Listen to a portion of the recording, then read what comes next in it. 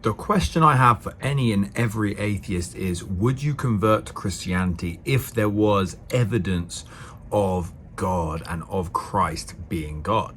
If you say no, then clearly that's a problem. But those who say yes, that if there was evidence showing that Christ was God and that God himself was real, you would indeed convert to Christianity. Now, what would you say about those having received all that evidence who still say no? Would you say they are now being irrational because they're not following evidence? If you're an honest atheist, you will say yes, if evidence is provided, enough so that we can confirm that Jesus Christ is God. Those who don't then come to that conclusion, even though the evidence says so, are dishonest and delusional. Now, what's funny is that's just a category that you actually fall in, because there is so much evidence that God is real.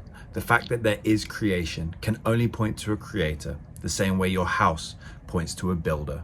The fact that you even have a problem with evil, and we call it the problem of evil, not just evil as a brute fact, or pain as a brute fact, or lack as a brute fact, shows that there is an absolute moral good, and without a mind, that is impossible. And in terms of Jesus Christ as God, he is the most well-documented figure from antiquity. And there's no good explanation for the empty tomb, nor the life of the apostles who would live nomadic lifestyles, getting beaten, tortured, and eventually killed for their belief in something that they know to be a lie. I doubt it. There's no way.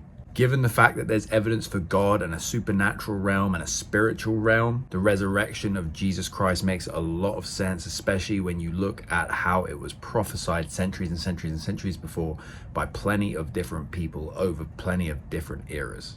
And by the way, the prophecies that he made have thus far come to pass. I'm sorry to break this to you atheists, but you guys are actually the ones that fall into the bracket of those that see the evidence and refuse to believe anyway.